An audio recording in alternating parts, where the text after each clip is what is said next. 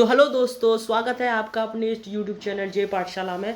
इस video session में हम कर रहे हैं क्लास 9th की ज्योग्राफी के एमसीक्यू। इससे पहले भी हमने जो है एक वीडियो अपलोड कर दिया है। अगर आपने वो नहीं देखा तो वो भी आप देख लीजिएगा। और उससे आगे वाले वीडियो में उससे अब आज जो है वो हम करेंगे उसका नेक्स्ट वीडियो, और उसका ये तीसरा वीडियो है। तो उसमें देख लेते हैं क्वेश्चन नंबर 25 क्या कहता है। तो चलिए, तो पहला स्टेटमेंट है कि भारत के उत्तर के विशाल मैदान को मुख्य रूप से 3 भागों पंजाब का मैदान, गंगा का मैदान, ब्रह्मपुत्र का मैदान में बांटा जाता है। तो क्या ये स्टेटमेंट राइट है? तो मैं आपको बताऊं, ये स्टेटमेंट आपका पूरी तरीके से राइट है। जो पंजाब का मैदान है ना, उसे नदियों के हिसाब से सिंधु से लेके घग्गर नदी के मध्य तक का क्षेत्र जो है वो पंजाब का मैदान कहलाता है।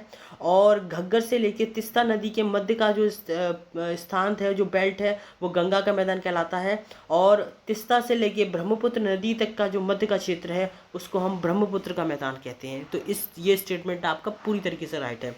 दूसरा कहता है कि गंगा के मैदान का विस्तार सिंधु नदी से तिस्ता नदी तक है। तो मैं जो गंगा के विशाल मैदान का विस्तार है ना, वो सिंधु नदी से लेके तिस्ता नदी तक नहीं है। वो कहाँ तक है? वो घग्गर से लेके तिस्ता नदी के मध्य का जो भाग है, जो क्षेत्र है, उसी को हम गंगा का मैदान कहते हैं। कहाँ तक? घग्गर नदी से लेके तिस्ता नदी तक के मध्य के भाग को हम गंगा का मैदान कहते हैं। और ब्रह्मपुत्र का मैदान किसे कहते हैं? तिस्ता से लेके ब्रह्मपुत्र नदी तक का जो मध्य का क्षेत्र है उसको हम क्या कहते हैं? ब्रह्मपुत्र का मैदान। और पंजाब का जो मैदान है वो कहाँ से कहाँ तक है? वो सिंधु से लेके घग्गर नदी तक है।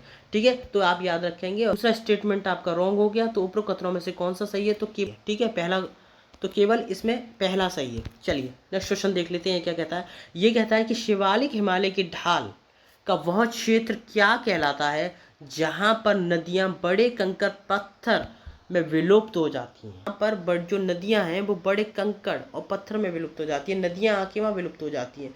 तो पहला पढ़ लेते हैं तराई है, दूसरा पढ़ लेते हैं भाबर, तीसरा पढ़ लेते हैं बांगर, और चौथा पढ़ लेते हैं खादर।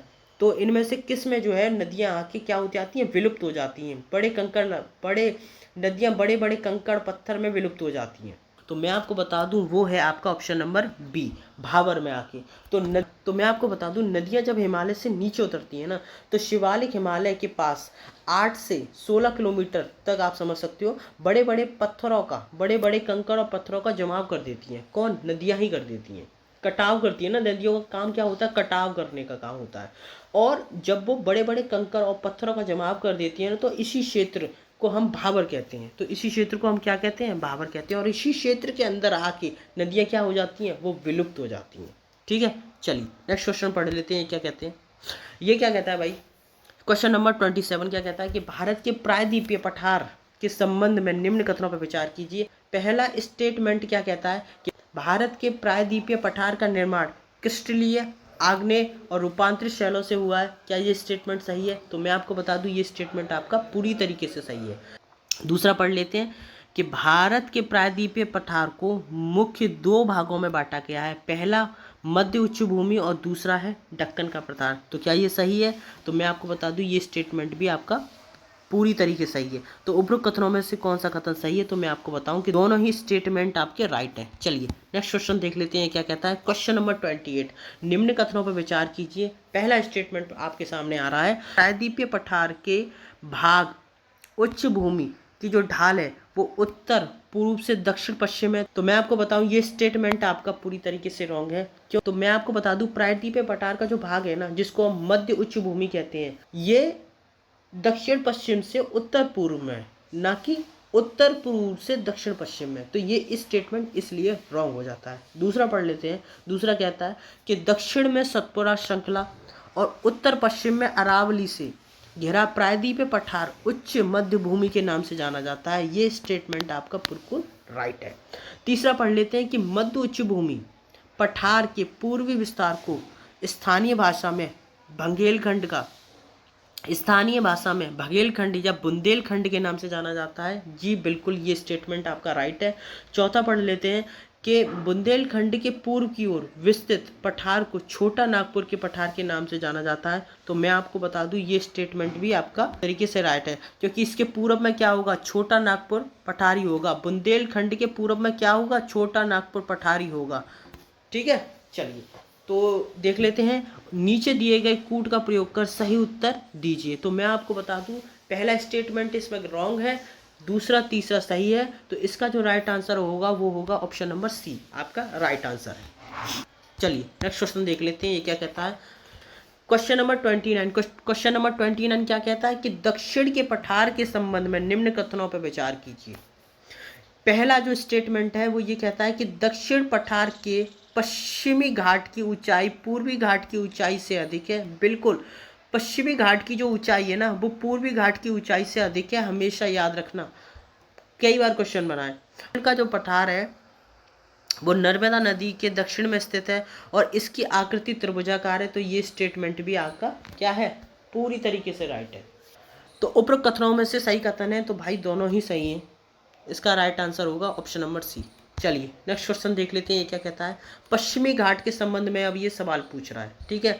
तो पहला स्टेटमेंट पढ़ लेते हैं कि पश्चिमी घाट की जो ऊंचाई है उत्तर से दक्षिण की तरफ जाने पर घटती है। क्या ये स्टेटमेंट सही है? तो मैं आपको बता दूं ये स्टेटमेंट आपको पूरी तरीके से रॉन्ग है ना। मैं आपको बता दूं पश्चिमी घाट की जो ऊंचाई है ना वो उत्तर से दक्षिण की ओर जाने पर बढ़ती है, ना कि घटती है, इसलिए ये स्टेटमेंट रॉन्ग हो जाता है।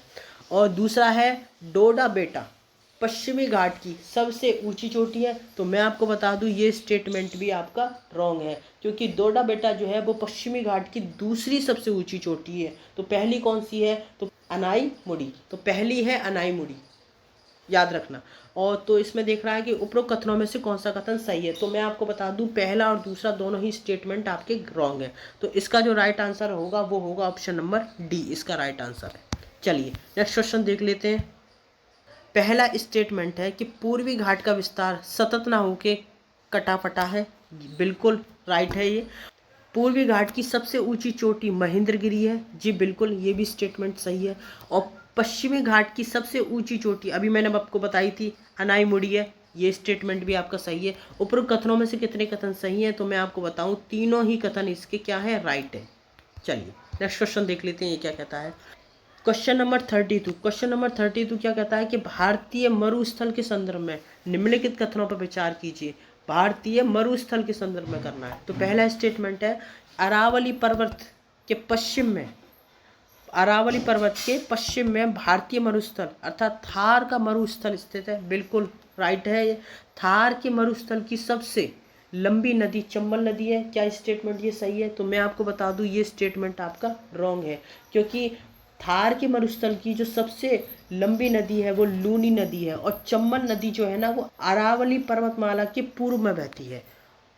थार के मरुस्थल की नदियां केवल वर्षा ऋतु में ही प्रवाहित होती हैं। तो मैं आपको बता दूं ये स्टेटमेंट आपका पूरी तरीके से राइट है कि थार के मरुस्थल की जो नदियां होती हैं ना वो केवल वर्षा ऋतु में ही प्रवाहित होने वाली नदियां हैं, ठीक है, इसलिए इसको याद रखेंगे।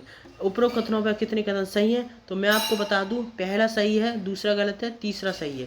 तो इसमें केवल 2 कथन आपके सही हैं। तो ऑप्शन नंबर बी आपका राइट आंसर है। चलिए नेक्स्ट क्वेश्चन देख लेते हैं। ये पूछ रहा है पश्चिमी तटीय मैदान के संदर्भ में ये क्वेश्चन पूछ रहा है कि मालाबार तट, कोंकण तट या कन्नड़ तट। उपरोक्त में से उत्तर से दक्षिण में सही क्रम लगाना है हमें। पश्चिमी तटीय मैदान के सबसे उत्तरी भाग में कोंकण तट जो है वो स्थित है और इसके दक्षिण में कन्नड़ तट है और सबसे दक्षिण में जो है वो मालाबार तट है। तो सबसे पहले क्या आएगा? आपका कोंकण आएगा, उसके बाद आपका कन्नड़ आएगा, उसके बाद आपका मालाबार तट आएगा।